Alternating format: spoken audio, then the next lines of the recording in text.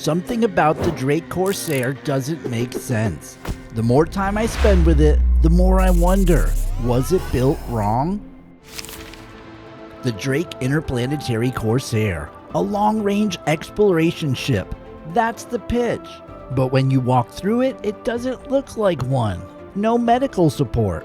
Nothing that helps you study what you find or recover when something goes wrong. What it does have is firepower. A lot of it, all controlled from the pilot seat. So most people don't treat it like an explorer. They treat it like a combat ship. And that's the problem. Because if it's meant for fighting, why give it 4 bedrooms, a full galley, and space to live out of it? So what kind of life was this ship actually built for?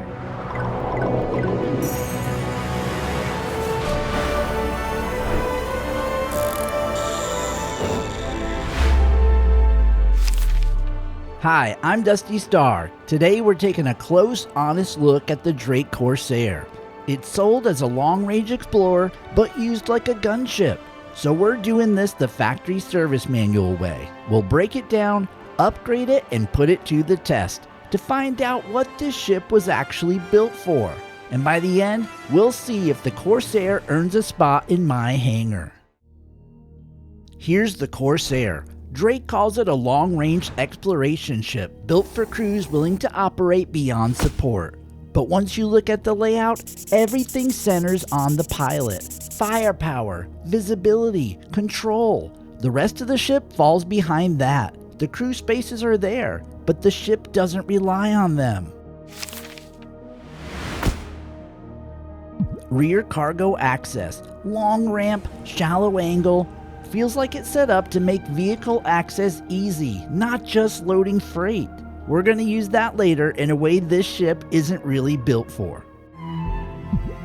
Entry elevator, 3 stops, surface, mess hall, and the roof. Drake labels the habitation deck as the mess hall. Not engineering, not the cockpit, not the beds. Food. That tells you something about their priorities. And then there's the roof. No components up there, nothing to service. So we'll put that to work later and see what Drake had in mind. Airlock access is right off of engineering. Suit lockers for the whole crew, weapons staged and ready. Everything you need to step outside and get back in quickly.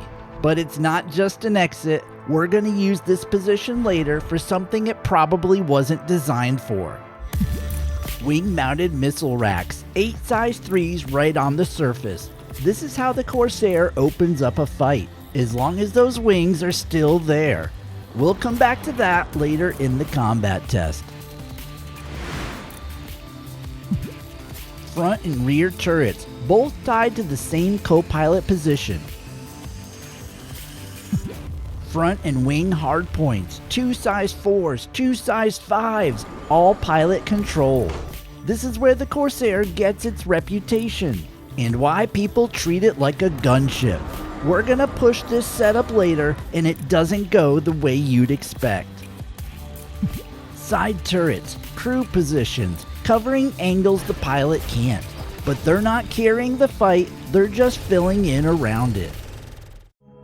Habitation, a full galley, a large table set up like a place you'd actually use. Screens on both sides for your favorite shows, bathroom with a shower, and 4 separate bedrooms. These beds are better than they need to be. Engineering, panel access is here, component bays, but it's not all in one place. Some of your ship's systems sit back in the cargo bay, so you're not working from a single room. You're moving through the ship to get to everything.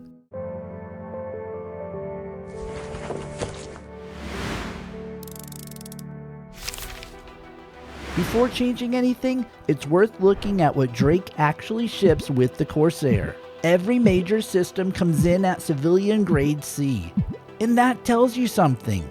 Drake isn't trying to win the fight for you. They're giving you a platform and expecting you to decide how far to push it.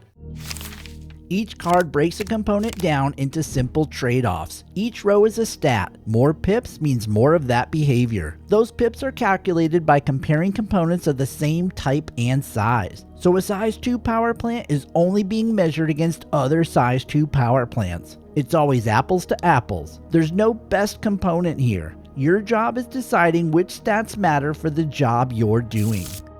Let's start with radar. It's how you see ships before they see you.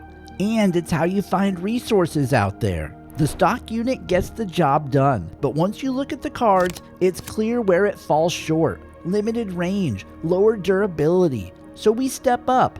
The Agrippa civilian upgrade improves the range and gives you a bit more durability, but the full spec industrial option stands out. Similar range, less power draw, and more headroom if it takes a hit. And that's what matters here, because if radar is your awareness, losing it means you don't see the problem coming. So for this build, we're going full spec. Everything below this line is optional. Everything above it is what Drake chose. So before we change anything, this is the baseline. But if we want to get the most out of this ship, especially the radar we're about to rely on, this isn't enough. So before we upgrade this Corsair, I've documented 3 builds in the manual. The hybrid setup is the one we're running here. This isn't theoretical. This is the exact configuration going into testing. If you want to run it yourself, it's all laid out there. You can find it in the video description. But this is where things start to change. First up, power plants. If radar is the priority, power becomes the limiter. The stock unit keeps the ship running, but look at the pips. It doesn't leave much headroom. So we step up. The Genoa gives you a clear jump in output, more available power to keep systems running at full performance. That includes radar. It includes weapons too. The trade-off shows up on the card, higher emissions, bigger signature. But for this build, that's not what we're optimizing for. I don't want to manage power. I want everything on at full strength all the time. So for this build, we're going Genoa. Next is shields. The stock unit gets the job done. Balanced, nothing extreme. So the first instinct is to step into industrial. The parapet, stronger hardware, more hit points on the component itself. But look what it trades. Smaller shield pool, slower regen, higher emissions. It's built to survive damage, but not prevent it. So we look at the civilian option, Nargun. Same pool as stock, but much stronger regen. Lower emissions too, and enough durability to hold up. And for this ship, that matters more, because when the Corsair gets exposed, it's not about soaking damage, it's about recovering fast enough to stay in control. So we drop the industrial option and go Nargun. Now coolers. The stock unit keeps things stable, but once you look at the cards, there's not much margin. So we step up, snowpack, much higher cooling capacity, more durability. The trade-off is obvious. It runs hot, it's loud, but for this build, I'm not trying to stay hidden. I just need the ship to keep working when everything is pushed. So we're going snowpack. Now quantum drive. The stock unit works, but look at the cards. It's limited across the board. So the first instinct is to go fast. Huracan, high speed, strong range. But look at the cooldown. Once you commit, you're waiting. If something changes, you don't get a quick second move. So we look at the alternative, Chimera. Still fast, better range. But the real difference is recovery, short cooldown, more flexibility between jumps. And for this ship, that matters more, because out here plans change. So we drop the speed first option and go Chimera. Now weapons. First step, clear the turrets. Remove everything. Free up the power, because for this build, that power is better spent elsewhere. Up front, this is where the Corsair matters. Stock comes with laser cannons. Reliable, consistent, but we're pushing this in a different direction. Switch to ballistics, AD-48s on the size 4s, AD-68s on the size 5s. All pilot controlled. This is raw power. These should chew through anything in front of the ship. At least that's how it looked here. Nothing about this felt wrong anymore. That's the setup. And on the bench it all makes sense. Now we find out if it survives real use. For the hauling test, we're running a rookie contract. 90 SCU, New Babbage to Port Tressler. Size 8 containers. We bring the Corsair into the hangar and line up the ramp with the freight elevator. Everything close, easy to work with. I start with the Atlas. Pull it out of the cargo bay and head to the lift.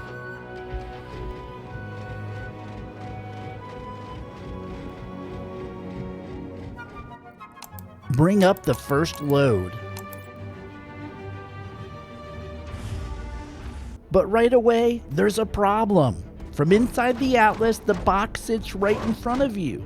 I can't see the grid. Even with the external camera, it's hard to place everything cleanly.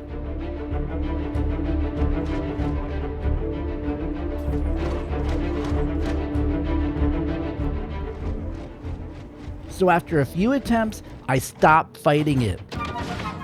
Switch to the max lift, and immediately it's faster. Cleaner placement, better control, and no guessing.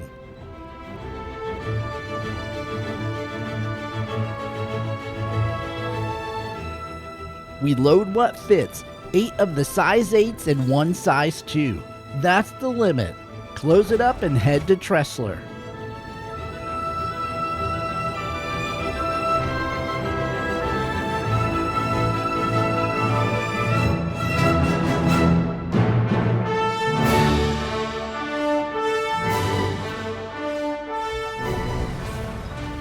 Same process on the other side.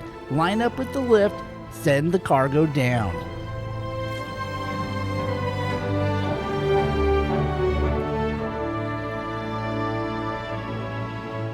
Back to New Babbage, pick up the rest.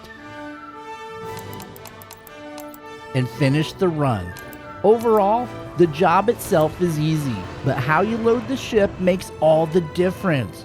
Up to this point, we've been working. Now we find out what happens when this ship has to fight. And with those ballistic Gatlins loaded, it's hard not to feel a little unstoppable.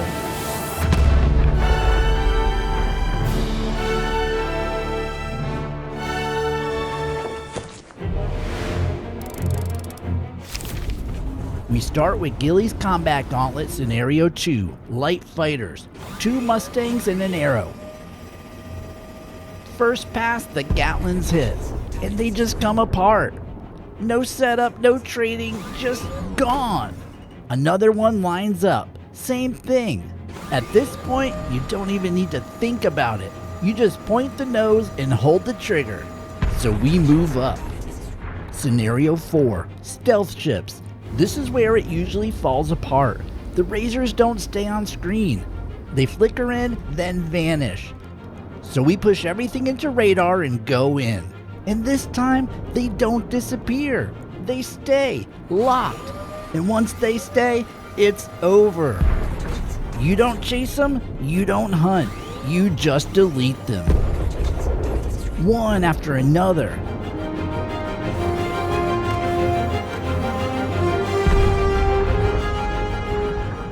Back to Tressler. Quick reload, quick repair, because now we stop playing around. Scenario 6, Large Ships, Multi-Crew Targets. I've never taken this one on, never really had the confidence to. But right now, with this setup, it doesn't feel like a risk anymore. 2 Gladius and a Constellation Andromeda. I go after the Gladius first. They're fast, hard to stay on. And while I'm chasing them, the Connie is just sitting back, lighting me up. I'm taking hits the whole time. I finally get one down. Take a pass at the Connie, and nothing, no real damage. The second Gladius is still on me, so I break off, chase him down, stay on him, and finally he pops. Now it's just me and the Connie. I get behind him, line him up, and unload everything. And the shields don't move. Not really. After everything I just threw at him, he's still sitting there, like nothing touched him. At this point, it doesn't make sense. Maybe it's the server, maybe something's off. So I reset, new server, and run it again. Same fight, same setup. Gladius go down, back on the Connie. All in, same result, small drops but nothing sticks. Suddenly I'm in a worse situation.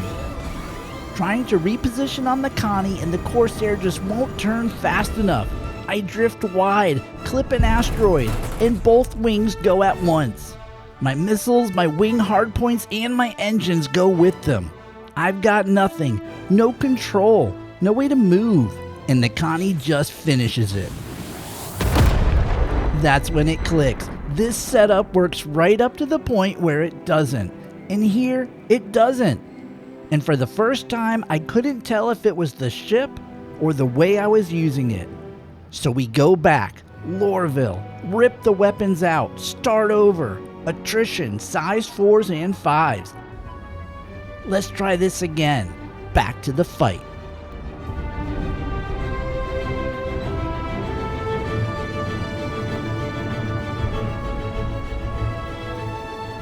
And right away, something's wrong. I'm taking damage, but the shields aren't coming up.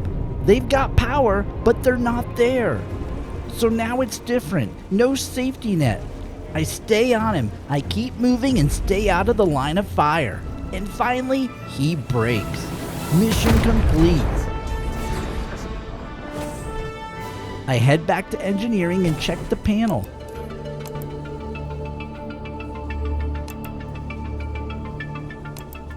Nothing obvious. Back to the cockpit. I confirm it. No shields. If you've seen this before, you probably already know what's going on.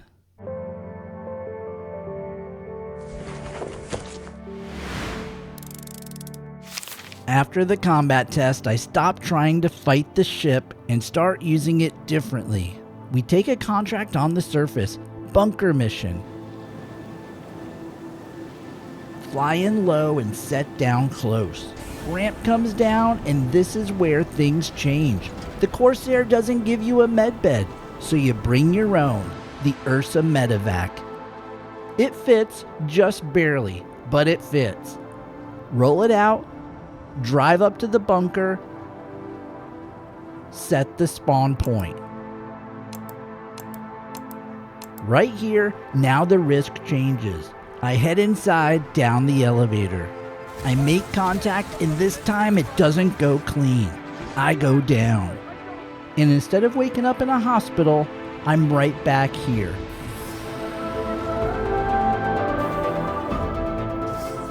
Step out, back into the bunker, and finish the job. Back to the ship, and just like that, we're gone.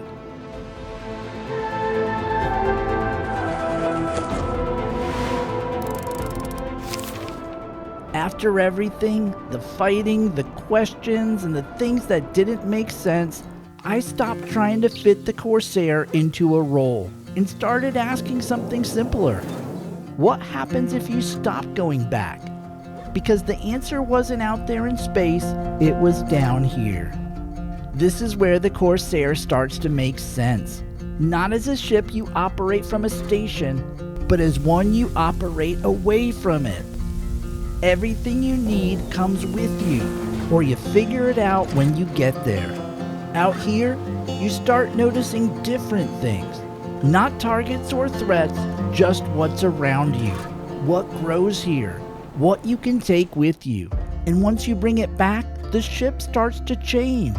It's not empty anymore. It starts to feel lived in. After a while, you stop moving through a place and you start working it. The ship stays behind, but you don't. It's a different pace, a different kind of work.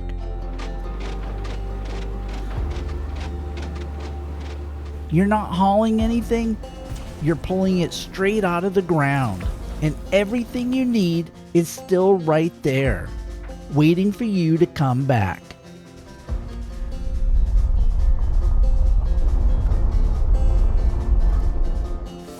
You start seeing movement, not ships, something else. And once it's there, you don't ignore it.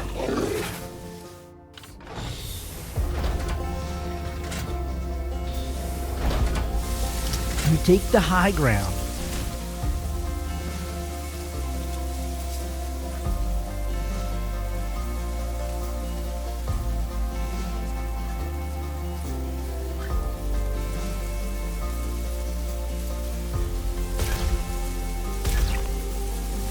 Then you shift position, closer, more control.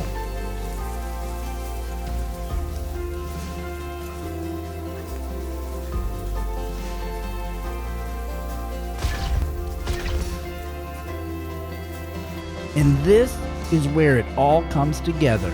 The ship becomes a workspace, not clean, not refined, but functional. Everything you bring in, you break down here. You keep what matters. By now, you're not leaving the ship to go do something. You're working outward from it.